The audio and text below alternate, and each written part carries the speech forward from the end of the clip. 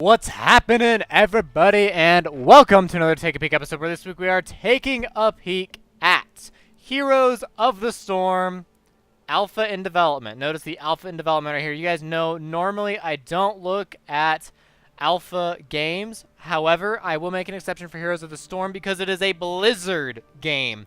Alpha for Blizzard is finished for most other companies. Blizzard has the highest quality of games out there in everything they produce, and so I'm definitely going to show you guys a little bit of Hero of the Storm today. However, I'm not going to play it right in front of you because there is no way I could provide a good review while playing the game. Instead, I'll show you a replay of a game that I did play before. Now you can see, well, I guess let's start out with what Heroes of the Storm is. It's a MOBA. It is a multiplayer online battle arena. If you don't know what that is, have you been living under a rock? It's a game like League of Legends or Defense of the Ancients, LoL and Dota respectively, or Heroes of New Earth, Han, if you're familiar with that title. Basically, it takes 5 players versus 5 players, places them on a map, an enclosed arena, if you will, where multiple people battle online against one another. Thus the name MOBA, Multiplayer Online Battle Arena. You control one person in these 5 people, and you go fight the other team, try to destroy their towers, their defenses, their walls, and then go and destroy the central core. Now, how you do that is with a variety of heroes. We go in here and we see Zagara. Now, Zagara is a Zerg hero from the StarCraft universe. Very powerful, a ranged specialist. Now, there are several types of classes, and there's melee or ranged. There's not mage, it's melee or ranged, and you have a specialist, you have a warrior, you have assassins, and you have supports. And you can see right now I have a very small pool unlocked and available for me to use. Now this is because these are the heroes that are on free rotation. Now every week these heroes change. This week, these heroes are free. Last week, other heroes are free. You can see I'm level 7 with Diablo over there. That hero was free. I played the heck out of him.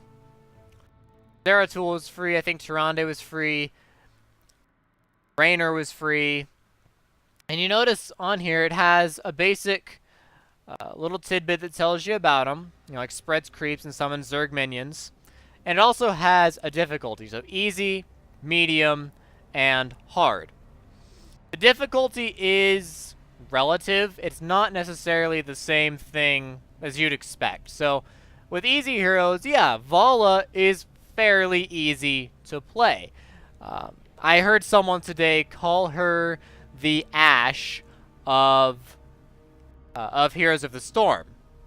I don't completely agree, but she is fairly easy. You just kind of run up and shoot some people and dodge some attacks, or roll away. Zagara as a medium difficulty, I would actually put as a higher difficulty than medium because Baldstad, who is actually labeled as hard, doesn't necessarily seem as difficult, at least not to me. Now that could easily change. For some people, they're going to be better at some specific heroes than others. Some people might find Vala very difficult to play. She is very squishy, which means she has very little health, so it doesn't take much to kill her. Whereas, now that could be hard for someone to play, whereas Tyrael, who is a difficulty medium, some people might find him very easy to play because he has a lot of health. And so he's hard to kill. Even when he's attacked by all 5 members of the enemy team at once, he's very hard to kill. So these kind of game dynamics persist across all of the different heroes in here. Now, Heroes of the Storm takes a whole bunch of Blizzard heroes and puts them together. This is their version of Dota. Note that Dota was initially something created in Warcraft 3 not by Blizzard, but by people who modded the game and created a little multiplayer game with the systems that, or the tools that Blizzard gave them. Heroes of the Storm is Blizzard's reply, trying to get into the genre of MOBAs as well. And I have to say, they did a phenomenal job. They're not done yet. Clearly, it's alpha in development. They're not done yet. Alpha in development. However, what they have done so far is very good. And they've incorporated several StarCraft heroes, you know, Nova and Raynor, for example. They've incorporated Diablo heroes, such as Diablo and Tyrael. And, of course, they've incorporated Warcraft characters, such as Chen. Or, where's that Lily person? Lily's in here, too. They have Illidan, for example. Lily's in here somewhere.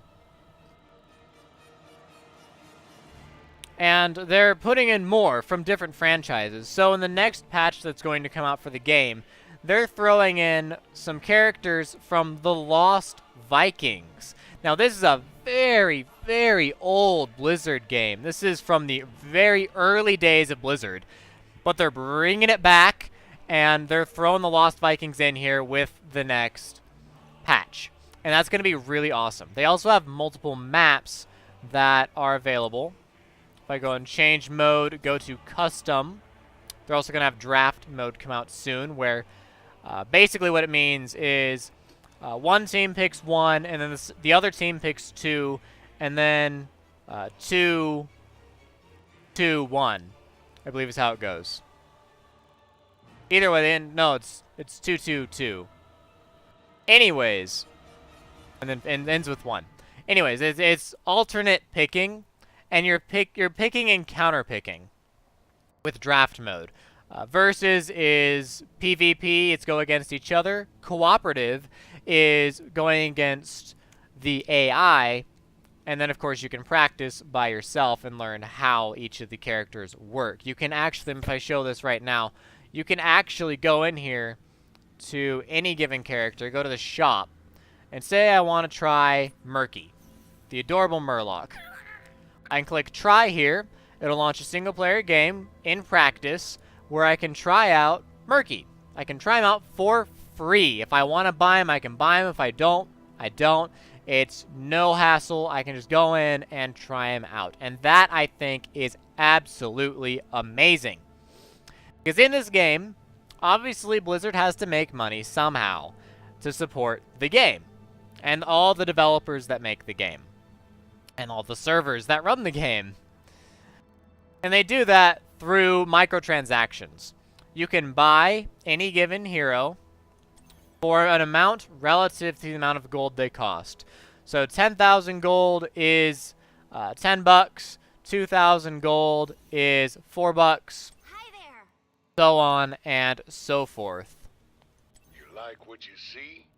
So if you want to buy any given hero, you can buy it, but you can also buy it with gold. There's nothing saying you must spend money in order to get the heroes you want. You can save up money like I have, where I have 10,000, and you can go in and buy a hero, whatever you want.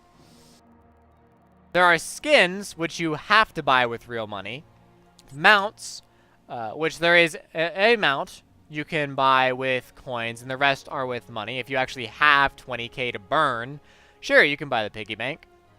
And then, of course, the bundles. The bundles are actually worth it. If you're going to spend money on this game, buy a bundle. For example, the Nexus bundle, which includes 8 heroes, 4 skins, and 2 mounts for $40.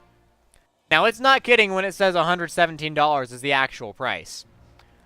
This $40 for just the heroes is an absolute steal.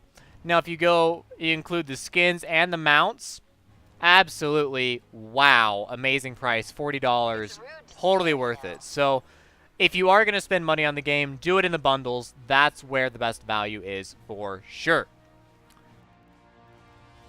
So, what actually, going to custom real quick, looking at the maps here, this is what I was going to do. Looking at the maps. You can see right now there are 5 maps. The Garden of Terror, the Haunted Mines, Cursed Hollow, Dragonshire, and Blackheart's Bay. What makes this game different than League of Legends or Dota? Why would you play this game instead of two of the most popular games in the world? And some of the most popular esports in the world. Why would you choose Heroes of the Storm over that? One, novelty, for sure. And two, it's actually friendlier. In League of Legends and Defense of the Ancients in Dota, I would say it's a fairly toxic environment, and a lot of people would tend to agree that if you don't know how to play the game or you don't have friends to play with, people are going to yell at you, they're going to call you names, and they're going to try and make you feel bad, especially if you're a bad player. However, in Heroes of the Storm, that is definitely not the case. The game has absolutely no focus on individual efforts. The entire game is team-based, which means you could have one bad player on your team and still absolutely win, and they're always in the game, they're always doing something. Even if it doesn't seem like they're helping that much, they're never hurting the team necessarily. Now, obviously, there are some really bad things you can do in the game, but generally speaking, because this game is a team game, you're never actually screwing over your team. And the best advice I have to give for new players right now, if you're a new player and you're watching, the advice I have to give to you is pay attention to what the team is telling you. If they're telling you to go here or do that and you don't actually know what to do, listen to them. It may not be the best idea, but they need your help in that area, and so you should go and help them. Now, obviously, when you play the game a little bit more, you watch and analyze some of the professionals play and see what they do and how they do it. You can, of course, go your own way and kind of figure out how to act in the best interests of your team. But in the early games, just kind of listen to them and work it out. A very novel feature in this game, actually, is, again, it's team dynamics. So experience is shared on the maps. Everyone on your team is the same level always. Everyone on the enemy's team is the same level always. You get a little bit of experience in one of the 3 lanes in the map, and I'll point those out later when we get into one. You get a little bit of experience down there. It goes to your entire team. It doesn't matter who gets the experience. There isn't even any last hitting. You don't have to really stress over killing the little minions that march with you. It just comes down to making sure that you have a presence there to help your team. And that's extremely important on every single map. Not because your team needs experience, but because of what's in each of the maps. So, the Garden of Terror. Each map is very different. They all have little specialties, and they're all designed differently, which I think is absolutely amazing. It means you need a different strategy for every single map, and that's beautiful. The Garden of Terror is pretty straightforward. You have 3 lanes, and you guys, you fight, and every once in a while the game flips to nighttime. When nighttime happens, the plants come alive. And you have to kill the plants, collect their seeds, in order to create a Garden Terror. You create the Garden Terror, march it towards the enemy base, and try to kill them. You have to reach 100 seeds first, and 180 are spawned every wave. So it's very possible that at some point, you could have 2 Garden Terrors, these really big, really strong creatures fighting each other because of the way the teams ended up gathering the seeds. The Haunted Mines. It's a very small map. The Haunted Mines is a very, very small map because it's actually a 2-level map. There's a top level and an underground level. When the mines open up underground, you have to go down below, kill the minions down there, gather their skulls, and from those skulls, you can create a golem, with ginormous crystals that come out of its back and other places. Kind of what you see in the picture. It'll walk across, you can't control it, but it'll walk across the map and start destroying the enemy's base until the enemies kill it. And then it sits down where it is and waits for the skulls to be gathered again, and then comes right back up and continues its march. Absolutely terrifying thing, and when used properly, any of these things are extremely deadly. In Cursed Hollow, you have to gather tributes, and these tributes, once you get 3, will curse your enemy, making their defenses, their towers, cannons, walls, unable to defend themselves. And the little minions, the soldiers that walk alongside you, become completely flimsy and worthless. Very dangerous. Dragonshire, possibly the most difficult map of them all. Every single lane is important. There are 3 lanes, a fairly big map. There is, in the top lane and the bottom lane, a shrine. 1 shrine each. And then in the center lane, there is a giant statue of a dragon. Dragon Knight. Once your team owns both of the altars, both of the shrines, you can go to the altar of the Dragon Knight, summon him, and then control him and use him as you see fit, typically to destroy the enemy's base. Why this map is the most difficult of all of them is because it is so difficult to convince the enemy team to let you have the dragon. They're gonna try and take one of the shrines back, because you need to have both shrines. They're gonna try and stop you from praying at the altar. They're gonna do everything in their power to harass you and to annoy you, so the Dragon Knight doesn't come to exist against them. The map itself is not difficult. In fact, there are no extra enemies or big scary things to kill. It all comes down to how difficult the players are in the game and how they treat the Dragon Knight itself. And the last one, Blackheart's Bay. This one is probably the most novel of all, in my opinion, and the most different from all of the other 5 maps. Blackheart's Bay, you have to run around and grab doubloons. Now, you get the doubloons from chests that'll spawn on the map, or from mercenary camps that are scattered about. You kill the mercenaries, then they join your side, and they give you doubloons. You take the doubloons to the Ghost Captain. Pay him enough, and he'll fire his cannons on your enemies and start blowing up their defenses. It's very, very different from your standard map, and technically it has 3 lanes, but it really only feels like it has 2, because the top and the middle lane are very, very compacted together. So at this point, if you don't know what I'm talking about with lanes, hold on a minute. We're going to get into a replay, and I'll go ahead and explain this in more detail. We're going to do a replay of Cursed Hollow, actually. So, they're adding in another map soon called Sky Temple. Now, each map is themed for what it is. So, we have pirate enemies here. We have dragon enemies, skeletal enemies, and plant enemies. I don't remember what enemies we have in Cursed Hollow, but you'll see those. In Sky Temple, the new map that's yet to be released, but will be released soon. Sky Temple, it's Egyptian themed. That'll be really cool to see how everything just kind of works out. Go ahead and cancel out of that. I'll actually switch back to Versus. There we go. Alright.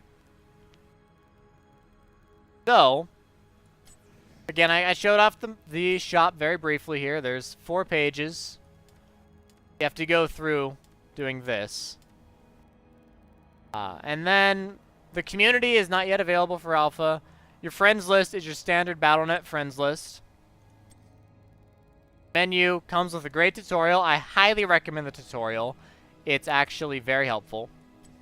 And explains the game and MOBAs very well, actually. And then, again, before we go into watch here, where we can look at all of this, we also have the profile. So, the profile, again, the game's not yet complete, so you can't look at your match history or your profile summary because it doesn't yet exist. But you can look at the progress of the heroes that you've played. You can see there are several heroes here I've yet to play. Several heroes I've yet to play. However, you can see I've played Diablo and Zagara quite a bit, Tyrael Vala, Falstead, Malfurion, and Raynor. And you can see that they level up. So this is how many bars I've filled, how many levels I have. It goes up to level 10. Level 7 with Diablo, level 6 with Zagara. Absolutely amazing. And with each level, you get something new. So you get level 2, you get heroic ability, advanced talents, expert talents, 500 gold, hero portrait and mount variation, skin variation, master portrait and mount variation, and then master skin. Most of these level ups is all about aesthetics after level 5. But level 5 really is the money. Literally. You get to level 5 in any hero, and you get 500 gold. Just like that. And it's absolutely wonderful, and you need to really work towards level 5 for every single hero to really maximize what you get for free out of Heroes of the Storm. Because what you're going to get from the matches is 20, maybe if you're lucky, 30 gold per match. For something that costs 10,000, that's hard to get to. So you really want to make sure to take advantage of these level 5s and get this 500 gold as many times as you possibly can. You also come with rewards. As you level up, your profile levels up, and you play more games, you get rewards. So off the bat, you get 2,000 gold really fast. You unlock daily quests, which will give you more gold, and then another 2,000 and 2,000. Now, the hero rotation slots, I wasn't sure what they were until today, where I unlocked them. Hero rotation slots allow you to see more heroes per rotation. So, when you are starting out in the game, you get to see 5 heroes. You unlock a hero rotation slot, you get a 6th hero to choose from, or a 7th hero to choose from. You unlock the full rotation, so you have to actually play the game to get access to more free heroes. I think that's actually really cool. I hope they up this to like an 8th hero, just to have that one extra. But it might be a little too much, but I do hope they keep adding in more rewards for leveling up, because I've seen people that are like level 40, you know, and if you don't have a reward past level 15, it just becomes a number. Which is not inherently bad, it shows you how much you play, but at the same time, you kind of want more of these things, you know? And then daily quests. So you can see I don't have any daily quests right now. It's because I finished mine. My daily quest for today was to win 3 games. I happened to win like 10 plus games in a row. And that gave me gold. The daily quests will often give you gold, and that's a really efficient way to just kind of pop in, play a game or 2 or however many you need to play, and then collect your gold and run away with it. So actually, if I go up here, this is the 19th. That's 1, 2, 3, 4, 5, 6, 7. Okay, so I played 7 games today, and I won all of them. It's been a very productive day. Several games yesterday, and that's actually really good because most of the November 18 games I actually lost. So it feels good to get a lot of wins in a row. I started playing the game on November 16th. Obviously now it's November 19th. And you can see I'm not that many games in. I really started playing at 11 a.m. on the 16th. And the one I'm going to show you is just, 3 hours? 3.5 hours into playing the game. And it just kind of shows you what you can do and the kind of people you can meet. Because the people I'm playing with in this one are people that I've been playing with for several games in a row now. This is Cursed Hollow. That's how people enter the map. We're going to up it to times 4. But first we're going to pause so I can explain something here. So obviously each of these are different heroes. And they all have different skins if they've unlocked them. Now I do not believe that anyone in this game has unlocked any different skins at this point. But to explain who these heroes are, this is Abathur. He's a guy that has basically no health, so if you hit him, he's gonna die. But he is extremely, extremely powerful in the sense that whatever lane he decides to help out, he does so from afar, and he does so with great impact. Right Wing, a fantastic support unit who can just kind of pop around the map. Muradin, here is on the horse. He's very tough to kill, and his big hammer can stun enemies so they can't move for a short while.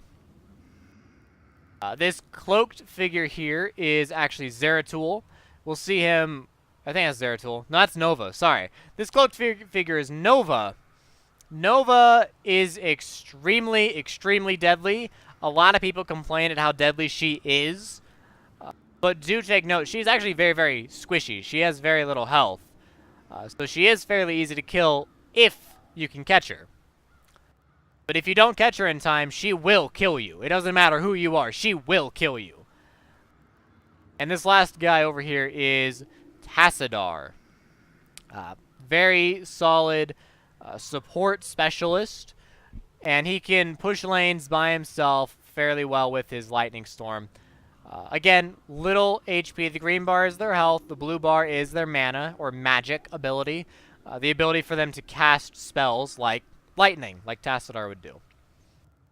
For the red team, we have James Rayner, guy with a gun. Just a really strong ranged unit.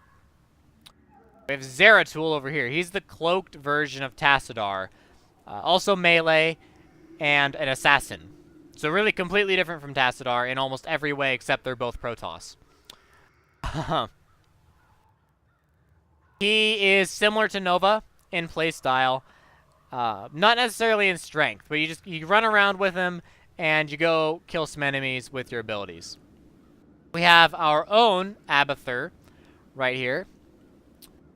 We have a Tyrande. She is a ranged healer support. Very important to have at least one of these on a team. And then we have me, Diablo. He is extremely tough to kill. He is very similar to Muradin from Blue Team. He has a lot of health and is just really, really hard to take down. Really strong hero that is very good for charging into battles and starting a fight and making something happen for the team. And ideally, each player wants to play to their best abilities to what they can do. So, Diablo the Initiator, Zeratul the Assassin, Abathur the support, Tyrande the support, and Raynor the heavy damage and harass, really, coming in from him. Now, obviously, everyone can put in quite a bit of damage. Zeratul and Tyrande and Diablo all do a great bit of damage, but Raynor can use his abilities to do a great deal of damage very quickly and to make his entire team better. Anyways, we're red team. 10, 2, Let me slow it down here to faster speed. We'll go to normal speed. So, initially, these are the minions that are spawned. You come with 3 melee units, 1 mage unit, 3 archer units. And that is the same for every single lane. You can see that. Same for every lane, doesn't matter what color you are, you start with the same ones.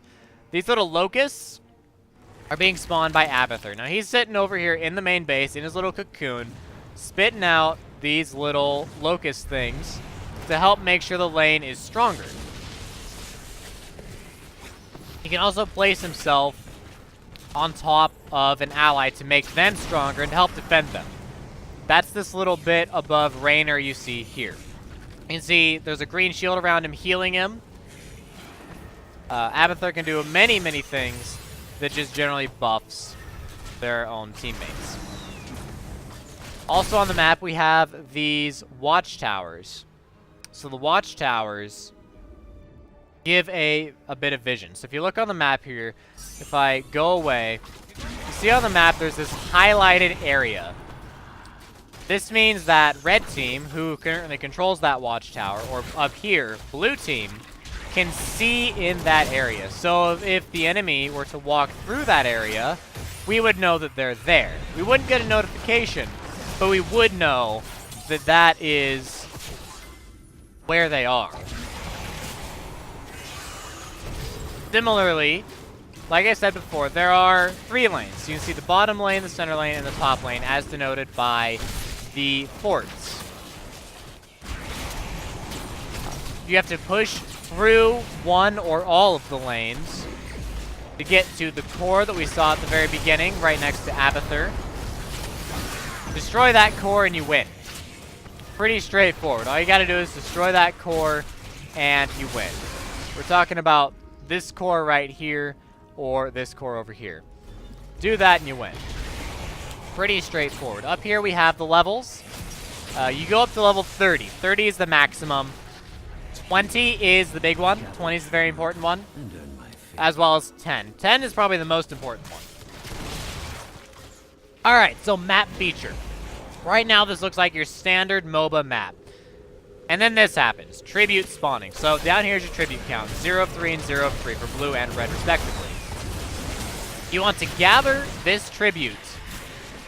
And when you get 3 of them, you curse the enemy team, making their minions have 1 health, so they're instantly killed, and making sure that their defenses, their forts and towers, do not actually fire back or protect themselves in any way whatsoever. So these tributes are extremely important to pick up throughout the game. And with the tributes,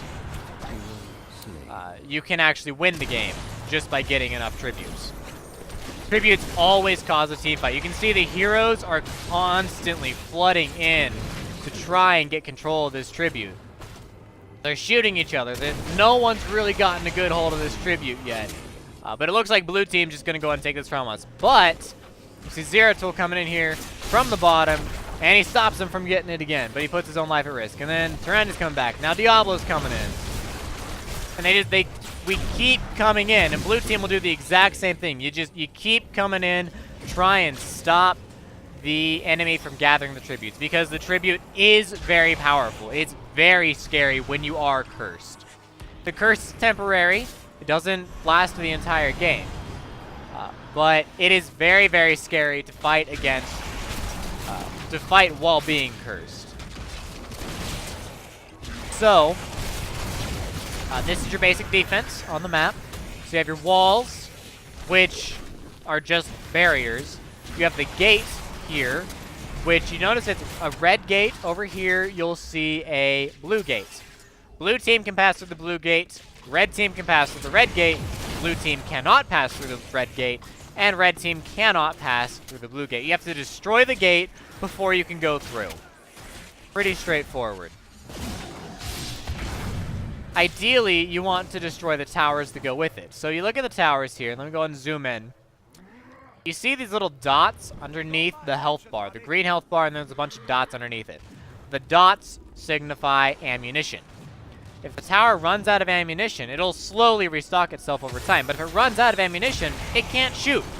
Pretty straightforward. It just can't shoot if it's out of ammo.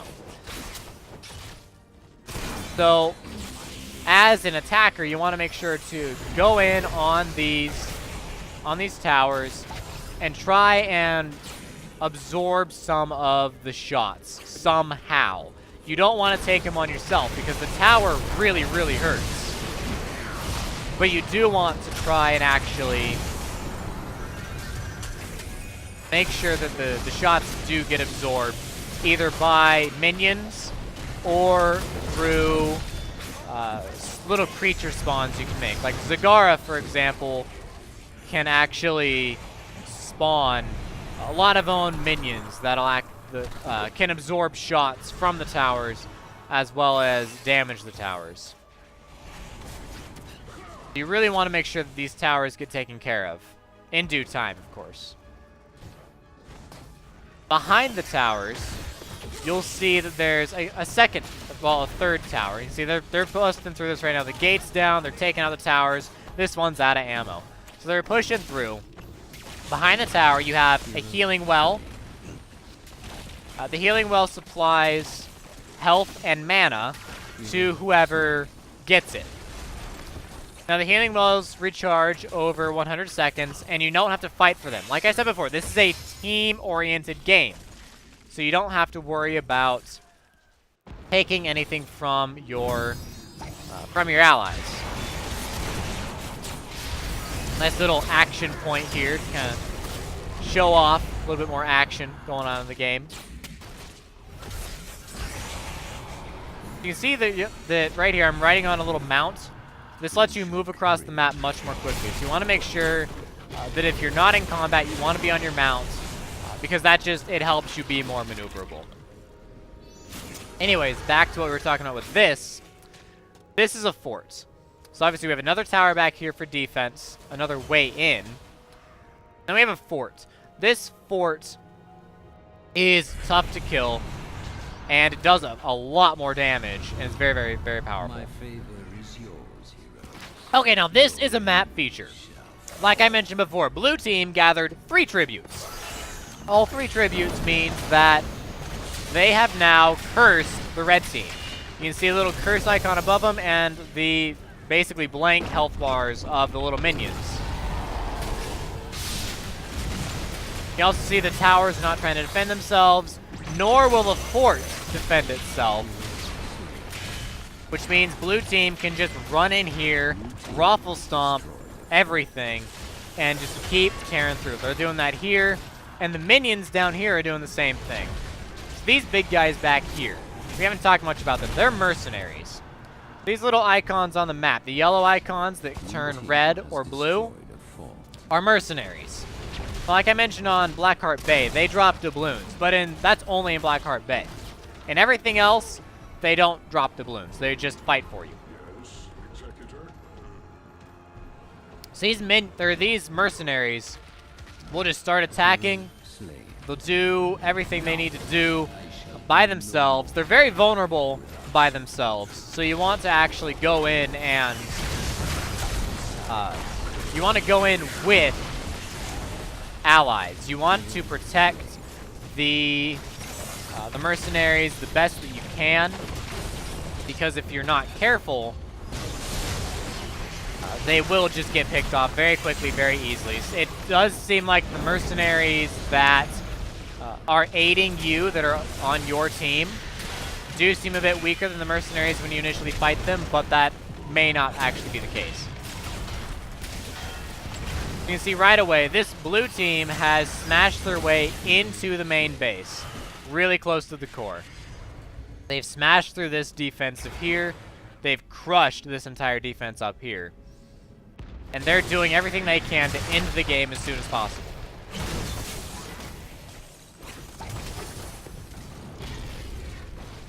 Now, obviously, we're not going to let that happen yet. The team has to keep fighting, no matter what. But you notice down here, we still have these mercenaries. These siege giants are going to work. You know, they destroyed these fortifications. They're marching on down here, and they're going to start chucking their rocks at these buildings. They'll be able to do that until someone shows up and kills them, because they have a greater range than any of the buildings out there.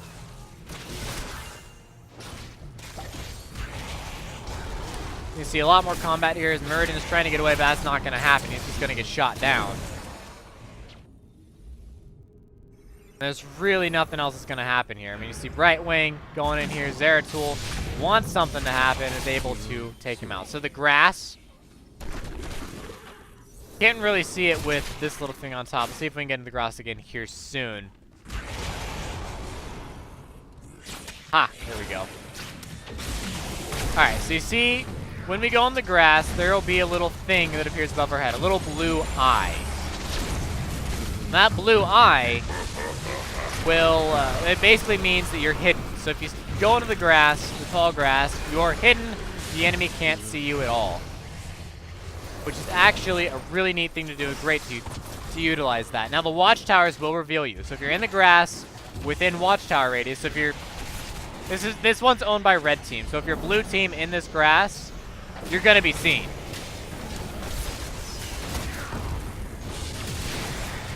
Excuse me while I pause. I'm drinking water so my throat doesn't get too hoarse.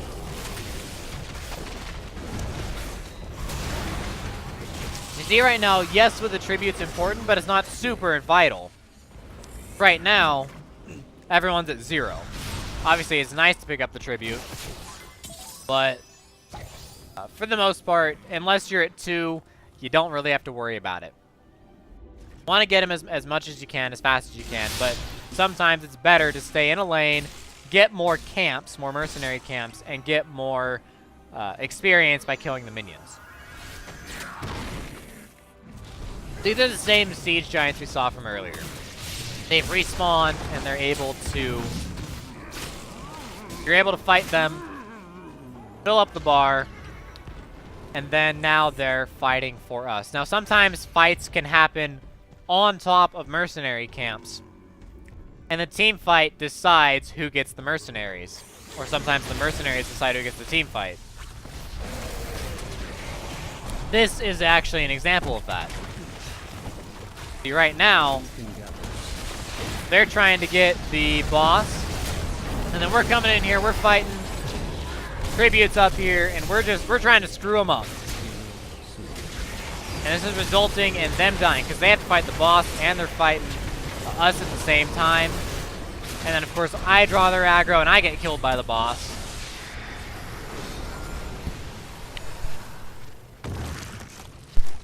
Sorry, hoarse throat. Alright, so we got the tribute up there. While all these shenanigans were happening down here, the boss lives, and the tribute was taken by red team, putting it 1-1. And see, at this point, we're 16-16. Now, obviously, at this point, pros might have higher levels.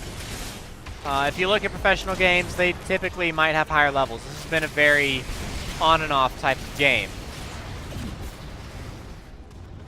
But for the most part, it's pretty straightforward for what happens when and where. Most players tend to have an understanding of what to do when. I really have yet to see a player that doesn't understand. And if they don't understand, they ask. And of course, if you ask, people will generally be very nice in the way that they tell you and what they tell you. You know, they want to help you out because they want to win too, and they understand that the team itself has to be strong in order to actually be successful.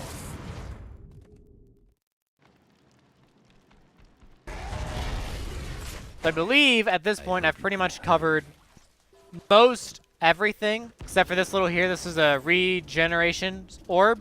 There's actually 2 of them here. You collect the regeneration orb, it'll give you and your nearby allies health and mana back. A small amount. But every little bit matters, and every little bit counts. You see blue team's in here, they're trying to get it. And we're just not going to have any of that. We're jumping in here. There goes a really big shot from Diablo, and a whole bunch of shenanigans are happening. Now, all of a sudden, the mercenaries are getting involved in the fight. They're fighting against blue. They're fighting against red. You know, they're trying to get something happen. You know, they're trying to fight for their lives and turn the tide, which now there's only 2 of them left. There's initially 4 in there. Right now, there's only 2. That's because they've been beat on pretty hard at this point.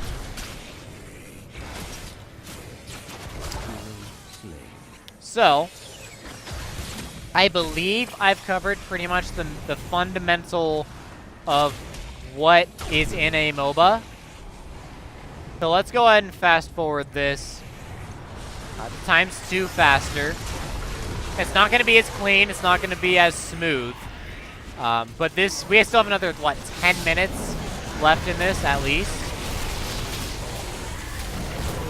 So hopefully I'll be able to just kind of go over some of this combat, make some of it happen. So you guys can really see some of the key battles and key shenanigans that goes on here.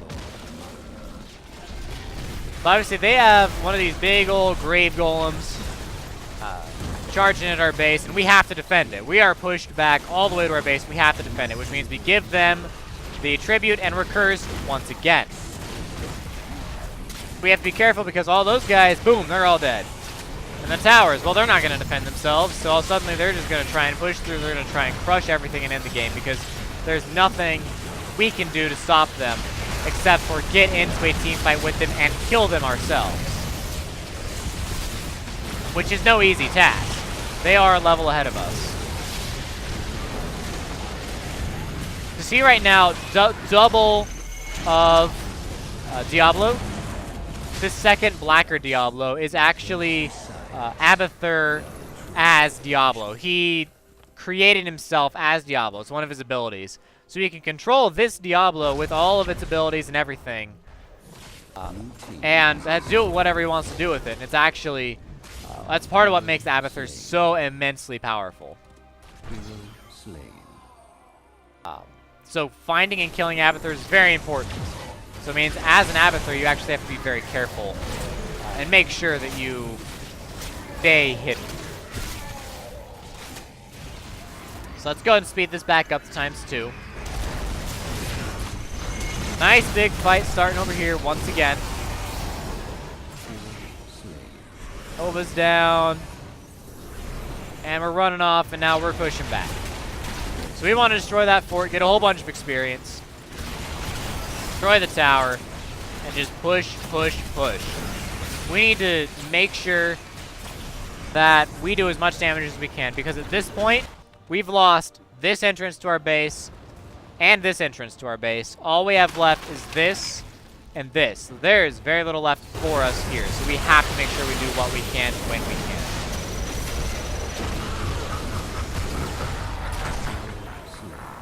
So at this point, both teams are level 20. They are as powerful as they're going to be. A level up at this point is only worth more attack and more health and more mana. There are no more special traits you can pick up to boost your abilities, and there are no more abilities that you can pick up either. Level 20 is the cap for goodness. But it is also the 2/3 point, because like I said, the level cap is actually 30. So you keep playing, your heroes are just going to get stronger and stronger and stronger. But your abilities aren't going to get stronger, but your heroes are. And communication is absolutely vital. So you see Raynor here is, telling the red team, we need to have the tributes, we need to stick together. And red team just kind of gave this one away. They're focusing on getting the mercenaries, they're focusing on pushing the lanes and defending the base from stuff like this. See, this is the new one. So this is a catapult. When you destroy the base, the very last one, last fort in the lane, you start to bring in catapults. They're basically just siege giants. But they show up with every single wave. It gets very dangerous, very fast.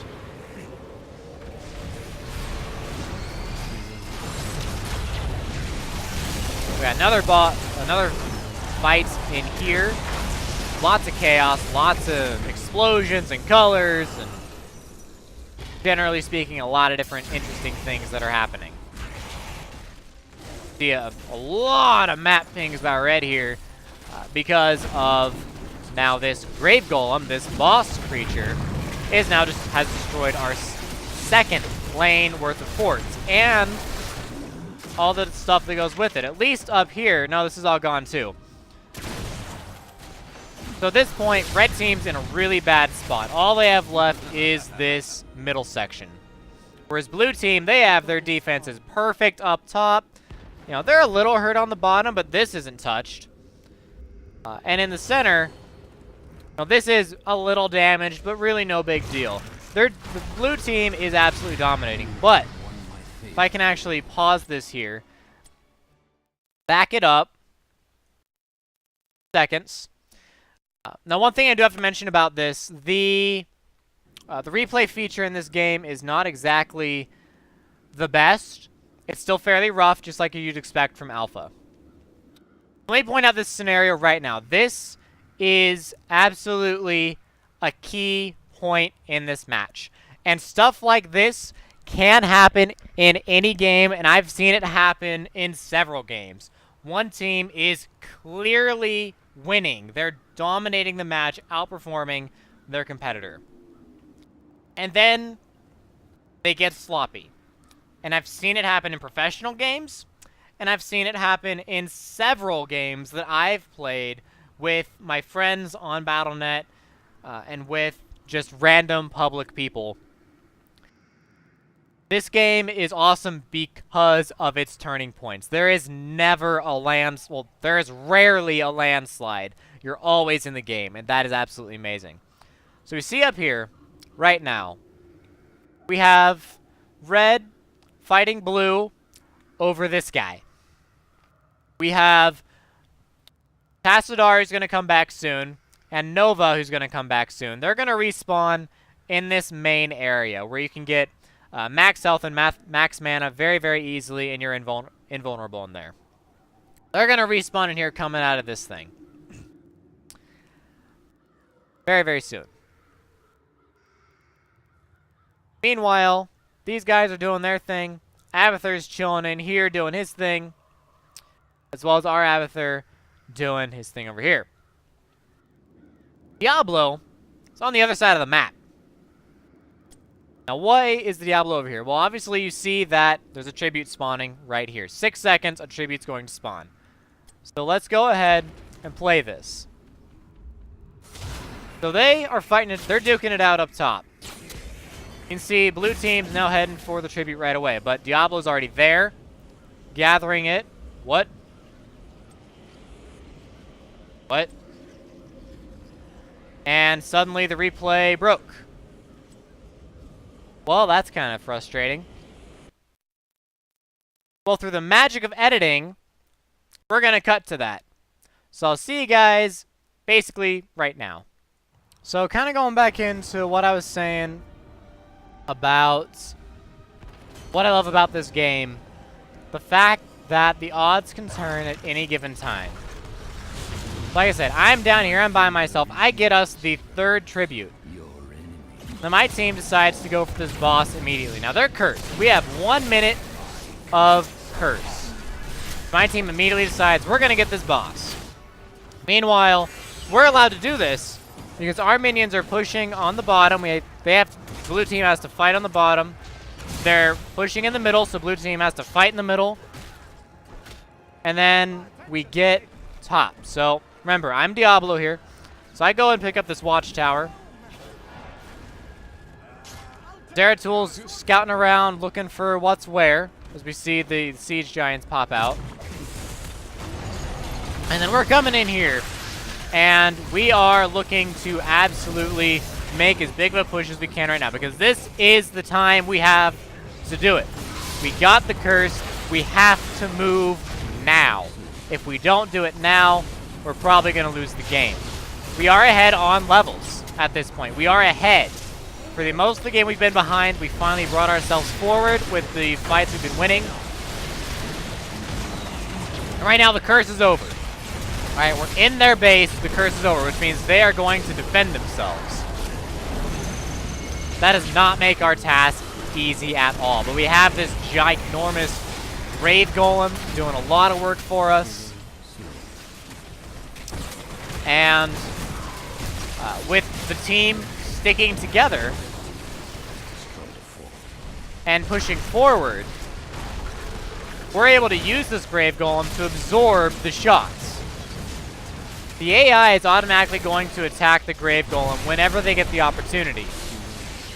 They're also going to attack the minions. They're going to ignore the heroes, no matter what you do. So we use this Grave Golem, we hit level 24, and then that's game. That's done. You notice, for pretty much the entire game, we were being crushed. And in a split second, we turned it around, and we won the match. That is part of what I absolutely love about Heroes of the Storm. You're never out of it until your core is dead. You don't see that in other MOBAs. I feel this is very unique to Heroes of the Storm. That's why I'm absolutely in love with this game. Despite my personal bias, I must give it a legitimate review. That review is an 8 out of 10. As it stands right now, for what it is, I give it an 8 out of 10. It's well designed, unique, and fairly well balanced. For an alpha, it is fairly well balanced. Like I mentioned at the very beginning of this, for Blizzard, their alpha is other people's finished. So, for what this game is in alpha and coming from Blizzard, I give it an 8 out of 10. It's designed well. It has a very friendly community. Now, let me just go in here and say hi, see if anyone replies. But generally speaking, other than the occasional dungus, it's very friendly. The people I have on my friends list right now, I had 4 people on my friends list. And now I have like 20 or 25 people on my friends list. I keep adding friends, and people want to be friends. They want to play with each other. So you always have someone to play with. If you don't, you can look for a party. You can invite people or request to join.